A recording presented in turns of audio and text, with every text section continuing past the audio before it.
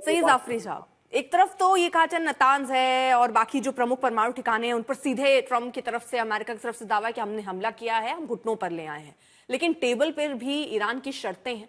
वो ये कह रहा है कि जो आप वहां नहीं कर पाए वो अब आप टेबल पर चाहते हैं। यानी ईरान ने जो अपनी शर्तें रखी हैं वो कहीं पीछे हटने को तैयार नहीं है। ना वो युद्ध में पीछे हटना चाह रहा था, ना यहां पर जब आप बातचीत के लिए आए तो भी वो अपनी शर्तों के साथ बातचीत करना चाह रहा है। जी शुक्रिया बहुत बहुत दावत के लिए, और तमाम पैनलिस्ट को आदाब अर्ज करता हूँ और उम्मीद करता हूँ आप सब खैरियत से होंगे। ये जंग के अंदर अमेरिका सीज फायर के लिए आया क्यों है, पहला तो ये सवाल है। हम्म। क्यूबा में भी उन्होंने नेवल ब्लॉकेड किया है, और क्यूबा में और वेनेजुएला में जो किया है, उसके बाद ईरान में उसने सेम कोशिश किया था, लेकिन ईरान ने उनको मिलिट्रीली इतनी बड़ी शिकस्त दी है हम्म।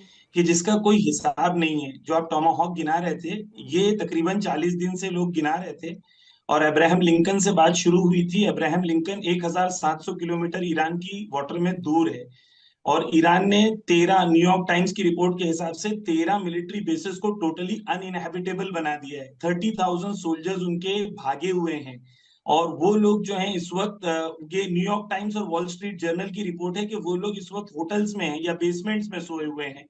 तो अमेरिका इस वक्त आया इसलिए है क्योंकि अमेरिका का हाथ दबा हुआ है डोमेस्टिकली। वर्स्ट प्रेसिडेंट की रेटिंग पे पहुंच गए हैं ट्रम्प, और उसके अलावा जो $12 ट्रिलियन उनकी उनकी स्टॉक मार्केट से गायब हो गया है। हम्म। तो ईरान ने अमेरिका को इस हालत पे लेके आया है कि अमेरिका के वाइस प्रेसिडेंट को 20 घंटा ट्रेवल करके आना पड़ रहा है ईरान से बैठ लेकिन के बात प्रोफेसर करने के व्यास, लिए। देखिए वो ये भी कह रहे हैं ना, वो ये भी कह रहे हैं ना कि ये तो सीज फायर के लिए ईरान झुका है। अगर दोनों पहलुओं को समझे, आप कह रहे हैं अमेरिका क्यों सीज फायर के लिए आया, वो कह रहे हैं हमने नहीं, वो खुद आना चाहते हैं। और आप ये कह रहे हैं नुकसान की बात, तो नुकसान तो फिर ईरान को, अर्थव्यवस्था को अब तक लगभग $145 अरब का सर सीधा नुकसान हुआ है, और विकास दर 10% तक गिरने का अनुमान है। ये कब तक फिर ईरान टिका रहेगा? अगर ऐसे ही वो शर्तों को मानेगा नहीं, अपनी शर्त चाहेगा, तो सबको कब तक वो नाराज करता रहेगा? अगर चीन और रूस भी नाराज हो गए तो और मुश्किल हो जाएगी सर, क्योंकि चीन का भी, उनकी भी अर्थव्यवस्था पर असर पड़ेगा ना, हॉर्मुज़ अगर आप रोक के रखते हैं तो। देखें, पहली बात तो ये है कि जो आपने डेटा पेश किया, 145 बिलियन डॉलर का हम्म। नुकसान हो गया है, ये अमेरिकन सोर्सेज हैं। हम्म। तो मैं कल आज तक पे ही लाइव था, और हम्म। मैंने पूरा तेहरान दिखाया। तेहरान में मैं कल पूरा 1 घंटा, मैं तकरीबन मैंने 80 किलोमीटर तेहरान के अंदर ट्रैवल किया हूँ। तेहरान में 30,000 हाउसेज को इन्होंने डिस्ट्रॉय किया है, जिसके अंदर से 14,000 हाउसेज को रीबिल्ड करके गवर्नमेंट ने ऑलरेडी दे दिया है। हम्म। जो इन्होंने ट्रेन डिस्ट्रॉय की थी, और ट्रेन का रेलवे नेटवर्क 3 दिन में ईरानी इंजीनियर्स ने उसको बना के दोबारा उसको फंक्शनल बना दिया है। तो ये कि ईरान तबाह हो गया है, ये वेस्टर्न तो कितना नैरेटिव है, नुकसान ये हुआ है सर? रियलिटी। अगर आपने इतनी आकलन किया है तो जरा बता पाएंगे ईरान को नुकसान हुआ भी है कि नहीं हुआ है, या कुछ नुकसान? आप जो ये फिर वीडियो आ रहे हैं वो सब, जो सैटेलाइट तस्वीरें बता रही हैं वो सब। मैं बता रहा हूँ आपको, जी। ईरान में 105,000 हाउसेस डिस्ट्रॉय हुए हैं, हम्म। लेकिन ईरान हिंदुस्तान की आधी जमीन, 1.6 मिलियन स्क्वायर किलोमीटर का ईरान उसका साइज है। इराक, सीरिया और लेबनान, और इन सब मुल्कों को मिला लेंगे तब भी आपका ईरान नहीं बनेगा। ईरान इतनी बड़ी कंट्री है। तो ईरान के अंदर अगर 1 लाख हाउसेज इन्होंने डिस्ट्रॉय किए हैं, 600 से ज्यादा स्कूल्स डिस्ट्रॉय किए हैं, 60 से ज्यादा हॉस्पिटल्स इन्होंने डिस्ट्रॉय किए हैं, हम्म। 2,000 से ज्यादा सिविलियंस को इन्होंने मारा है। तो ईरान के अंदर ऐसा नहीं है कि नहीं हुआ है, हम्म। लेकिन आप जिस तरीके से प्रेजेंट कर रही है वो रियलिटी से बहुत दूर है। मैं आपको हम्म। कुछ फैक्ट्स दे देता हूँ। हम्म। ईरान की ऑयल प्रोडक्शन अपनी फुल कैपेसिटी पे पूरे वॉर में चली है, हम्म। और ईरान के जो सेल्स हैं वो नॉर्मल से तकरीबन डबल। ईरान का, ये इकोनॉमिक टाइम्स में छपा है, डबल ईरान की रेवेन्यू हुई है ऑयल सेल से ड्यूरिंग वॉर टाइम। हम्म। तो ईरान को, आप जो ईरान कुल्लन इस वक्त पावरफुल पोजीशन में है, ईरान के पास तमाम स्ट्रेंथ है, अमेरिका घुटने पर आ गया है, अमेरिका आया है। अमेरिका ने ठीक है। 10 अलग देशों से रिक्वेस्ट की थी ईरान से हाँ। कि आए सीजफायर के लिए। हाँ। तो और ईरान ने हर बार रिजेक्ट किया, और जब ईरान ने 10 पॉइंट्स दिए, उसे ट्रंप ने भी ट्वीट करके कहा हम्म। कि those 10 points presented by Iran are workable. ये Iran, this what it shows कि हम्म। ईरान के प्रपोजल को ट्रंप ने एक्सेप्ट किया था, और हम्म। ईरान के प्रपोजल पे बात हुई है। हम्म। तो Iran definitely has the upper hand based on all the facts, ठीक ऑल है। द ठीक है, स्टैटिस्टिक्स। प्रमित जी हमारे साथ हैं। सर वो कह रहे हैं तो अमेरिका घुटने पर आ गया है, अमेरिका चाह रहा है सीज फायर करे, अमेरिका ये नहीं समझ पा रहा है कि एग्जिट प्लान क्या, बिना एग्जिट प्लान के वॉर में घुस गया। मैडम, ईरान के जो हमारे पैनलिस्ट हैं वो इस तरह से हास्यास्पद बात करते हैं कि इस पे कमेंट देना भी बड़ा, यानी जो उन्होंने प्रेजेंट ऐसा किया कि ईरान वॉर जीत चुका है, अमेरिका वॉर हार चुका है, Iran has a big upper hand और अमेरिका घुटने पर आकर निगोशिएशन कर रहा है। ये वारंवार इतनी बार ये झूठ बोलते हैं तो शायद दुनिया में कुछ लोगों को सच भी लगने लगे, क्योंकि जब आप 100 बार झूठ बोलते हैं तो कुछ लोगों को उस चीज को सच लगने लगता है। बट वास्तविकता ये है कि मिलिट्रीली उन्होंने बहुत बुरी तरीके से मार खाई है, and because America is responsible democracy and responsible military, इसीलिए 13,000 से ज्यादा प्रिसीजन स्ट्राइक हुए हैं। अदरवाइज अमेरिका की मिलिट्री कैपेबिलिटीज कहीं कहीं कहीं ज्यादा है कि पूरे देश को तबाह करना is not that difficult, but because being a democratically elected government and a responsible military, we are only hitting the military targets, या फिर वो जगह या वो स्कूल और वो अस्पताल जो इन्होंने मिलिट्री बेसमेंट, जिनके बेसमेंट में इन्होंने मिलिट्री एस्टेब्लिशमेंट लगाए हुए हैं। और ये जो नंबर्स बोलते हैं कि 600 से ज्यादा स्कूल डिस्ट्रॉय किए हैं, ये हॉस्पिटल डिस्ट्रॉय किए हैं, ये पूरे बेबुनियाद नंबर हैं। ये इनका एक मीडिया नैरेटिव क्रिएट करना है अमेरिका के अगेंस्ट, इसके लिए ये इस तरह के नंबर ये पेश करते हैं।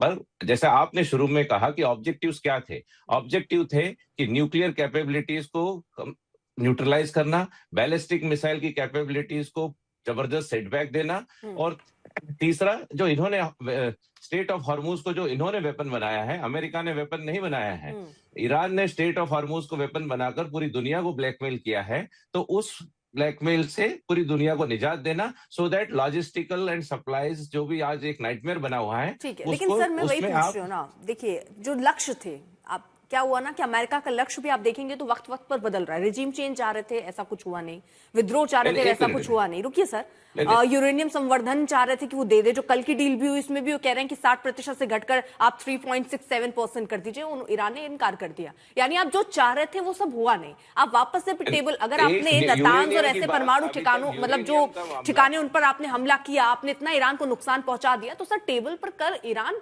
घुटनों पर दिखना चाहिए था ना सर। देखिए अर्पिता जी, मेन ऑब्जेक्टिव्स थे जो न्यूक्लियर की जो कैपेबिलिटीज थी उसको जबरदस्त सेटबैक हुआ है, बैलिस्टिक मिसाइल्स की कैपेबिलिटीज या जो मैन्युफैक्चरिंग फैसिलिटीज थी उसको पूर्ण रूप से तहस नहस कर दिया गया है। और तीसरी जो बात है रिजीम चेंज, मैडम उनके 40 से 55 के बीच का आंकड़ा है कि उनकी टॉप मिलिट्री लीडरशिप, उनकी टॉप पॉलिटिकल लीडरशिप एलिमिनेट हो गई है। तो जो पहले लोग कंट्रोल में थे 40 दिन पहले, who were commanding and controlling the whole nation, that all has been changed। उसमें से 80% लोग चेंज हो चुके हैं, तो इसको ही रेजिम चेंज एक तरह से कहा जा सकता है। और उसके बाद जो अभी नई रेजिम के लोग आए हैं, कहने के लिए तो ईरान भी ये कह रहा है कि वो जीत गया, कहने के लिए तो अमेरिका भी कह रहा है कि वो जीत गया, कहने के लिए तो ये भी कह रहे हैं कि बातचीत का रास्ता होगा, कहने के लिए ये भी कहा जा रहा है कि अभी और विश्व युद्ध बढ़ेगा और भयंकर हमले होंगे। सर कहने के लिए बहुत कुछ कहा जा रहा है। खैर आरजू जी भी हमारे साथ हैं, एक रिएक्शन जल्दी से उनका ले लें। मैम पूरी कोशिश पाकिस्तान ने यहाँ पर करी कि किसी तरह सुलह की टेबल पर आ जाए, वो टेबल पर हम पहुंचे, लेकिन अभी तक कोई ऐसा समाधान, 21 घंटे लंबी बातचीत चली लेकिन वैसा कोई समाधान निकला नहीं। क्या अब दोबारा से बातचीत होगी और वो पाकिस्तान में ही होगी? देखिए अभी ये कहना तो मुश्किल है कि दोबारा से बातचीत होगी तो कहाँ होगी, लेकिन डेफिनेटली लग तो यही रहा है कि दोबारा से बातचीत होगी। और जहां तक ईरान की बात है तो शायद अमेरिका से कुछ कैलकुलेशन में गड़बड़ हो गई है, क्योंकि जिस तरीके से ईरान ने मुकाबला किया है शायद कोई भी इस्लामिक नेशन इस तरह से अमेरिका के सामने नहीं खड़ा हुआ। बाकी अमेरिका की तो एक हिस्ट्री रही है कि हर जगह पे वॉर शुरू करा के और उसके बाद भाग जाते हैं। 20 साल ये अफगानिस्तान में लगे रहे, क्या हाथ आया इनके? कुछ भी नहीं। उसके बाद ये अफगानिस्तान से निकल गए। इसी तरीके से अब इन्होंने ईरान में शुरू किया है और अब डोनाल्ड ट्रंप वहां से भी निकलने की कोशिश कर रहे हैं अपनी जान बचाने के लिए। इस वक्त भी जो पाकिस्तान में मीटिंग हुई या जो डायलॉग हुआ उसमें ईरान ने साफ इनकार कर दिया है कि वो कोई भी शर्त जो है वो अमेरिका की नहीं मानेगा। उससे साबित क्या हो रहा है? यही कि ईरान को चाहे जितने मर्जी वहां पे डैमेजेस हुए हों, नुकसान हुआ हो, लेकिन ईरान जो है वो बाकी इस्लामिक नेशन या गल्फ नेशंस की तरह, इवन पाकिस्तान की तरह हरगिज अमेरिका के आगे ना झुकेगा, ना उनकी बात सुनेगा, अपनी मर्जी करेगा, चाहे सही हो या गलत। अच्छा आरजू जी, आप देखिए पाकिस्तान में है, वहाँ की एक बड़ी पत्रकार हैं, अंदर की खबर भी रखती हैं, वो बहुत सारे ड्राफ्ट को लेकर अलग अलग बातें कही जा रही थी। ये जो टेबल पर लाने की पूरी जद्दोजहद है, ये पाकिस्तान ने अपने तरीके से की या अमेरिका खुद इतना प्रेशर महसूस कर रहा था, उसने पाकिस्तान से कहा और ये ड्राफ्ट पहुंच गया कि आइए बैठते हैं बात करते हैं? देखिए मुझे तो ऐसा लगता है कि मतलब ये मेरा अपना ओपिनियन है, हो जी। सकता है गवर्नमेंट का कुछ और हो, कि ये जाहिर है कि ये ट्रम्प के कहने पे सब कुछ हुआ है। ट्रम्प इस वक्त थोड़ा सा ब्रेक लेना चाह रहे थे शायद, और वो चाह रहे थे कि डायलॉग हो जाए, और ईरान तो उन्हें एक तरह से बहुत टफ पड़ा है। उनका ख्याल था कि शायद बहुत जल्दी वो ईरान को काबू कर लेंगे, लेकिन ऐसा नहीं हो पाया। तो इसलिए डोनाल्ड ट्रम्प जो है अब इसमें से निकलने की भी कोशिश कर रहे हैं। कई बार वो गल्फ कंट्रीज को भी कह चुके हैं कि हमें फंड करो, कभी यूरोपियन कंट्रीज को कहते हैं कि जी आप जाने, आपका काम जाने, आप खुद ही ईरान से बात करें। तो यहाँ पर लग ये रहा है कि पाकिस्तान ने जो है वो डोनाल्ड ट्रम्प की कुछ मदद की है कि वो डायलॉग टेबल पे लेकर आए हैं, और ईरान जाहिर है कि इस वक्त पाकिस्तान के साथ बातचीत है, तो उनको भी पाकिस्तान ने राजी कर लिया यहाँ पर आने के लिए। लेकिन पाकिस्तान ने हरगिज ये क्लेम नहीं किया था कि ये सक्सेसफुल हो जाएगा ये डायलॉग, उसकी गारंटी किसी ने नहीं दी थी। और वही हुआ जो कि यहाँ पर काफी पाकिस्तान में भी मीडिया यही सोच रहा था और हम लोग यही समझ रहे थे कि ये डायलॉग जो है वो कामयाब नहीं होंगे, और वही हुआ। सुशांत जी, क्योंकि अब जिस तरह जिक्र कर रहे हैं कि अमेरिका क्या वाकई बैकफुट पर है, क्योंकि आपने जो लक्ष्य सोचा और जितना आसान सोचा शायद आपने गलत कैलकुलेशन कर लिया। और अमेरिका की एक कहते हैं ना, जब पावर होता है तो आप बहुत प्लान नहीं करते, आप एग्जिट प्लान ही आपने नहीं सोचा कि करना क्या है। और ये नेटो के साथ ये जो मतभेद है वो आप अस्थायी तौर पर देख रहे हैं, या आप देख रहे हैं कि इतिहास अब आगे भविष्य में भी बहुत बड़ी दरार बन सकता है? देखिए, जो नेटो वाला मामला है वो तो हालात तो खराब हुए हैं, और ये जो अमेरिकी राष्ट्रपति हैं या जो अमेरिकी प्रशासन है उसी ने किया है। उसमें कुछ बातें उनकी सही थी नेटो को लेकर के, कि यार हम लोग सारा का सारा पैसा देते हैं, सारे की सारी अपनी फौज का लश्कर लेकर के आते हैं आपके लिए, और आप के खुद अपनी सुरक्षा के लिए आप ऐशो आराम की जिंदगी काट रहे हैं, आप पैसा नहीं खर्च करते, आप अपनी फौज नहीं बढ़ा रहे। तो कुछ बातें जो डोनाल्ड ट्रंप कर रहे थे वो बिल्कुल दुरुस्त थी, मेरे ख्याल उसमें कोई दो राय नहीं है। और उन बातों पर नेटो कंट्रीज के अंदर, यूरोप खास तौर में वो सुनवाई भी हो रही थी। लेकिन अर्पिता, प्रॉब्लम पता है क्या होती है? अगर आप ठीक भी बात करें लेकिन आपके बात करने का अंदाज गलत हो, या वो हकारत वाला हो, या वो आप दूसरे की तौहीन कर कर बात करें, तो जो सही बात है वो भी गाली लगती है। और ये इनका खासा है अमेरिकियों का, कि ताकत इतनी होती है कि जब किसी से बात करते हैं तो अहंकार इतना लेकर के आते हैं, बदतमीजी करते हैं, बदसलूकी करते हैं लोगों के साथ। कोई मर्यादा नहीं है, कोई सोच समझ का तरीका नहीं है, बिल्कुल जैसे गली के गुंडे होते हैं उस तरीके की भाषा का इस्तेमाल करते हैं। तो वो जो फैक्टर है उसने काफी लोगों को इनसे अलग थलग किया है। अपने आप जो आपके सहयोगी हैं उनको आप धमकियां दे रहे हैं कि हम आपकी जो टेरिटरी है उस पर काबिज हो जाएंगे, ये सारी चीजें की। तो नेटो के अंदर दरारें तो आई हुई हैं, वो अलायंस शायद तोड़ नहीं पाएंगे डोनाल्ड ट्रंप जितना मर्जी चाहे, क्योंकि अमेरिका के अंदर आम राय उसके पक्ष में नहीं है। तो वहां पर तो ये नेटो का सवाल है। लेकिन नेटो के देश ये भी बोलते हैं कि भाई आपने जब ईरान के ऊपर युद्ध थोपा तो आपने हमसे सलाह मशवरा नहीं किया, आपने हमारा सहयोग शुरू में मांगा नहीं, आपने अपने ताई जाके कर दिया, ये सोचा 4-5 दिन में चीज खत्म हो जाएगी। जैसे वेनेजुएला में मैं फाते वेनेजुएला बन के उभर के आया हूं, वैसे ही मैं यहां पर फाते ईरान बन जाऊंगा। वो हुआ नहीं है। अब आप हमारे को गिड़गिड़ा रहे हैं। अब डोनाल्ड ट्रंप ये कहता है कि ठीक है भाई, मैंने जो किया वो किया, मुझे तो इस जगह की जरूरत नहीं है, जरूरत तो आप लोगों को है, तो मैं चले जाता हूं, आप करते रहिएगा, अपने आप संभाल लीजिएगा।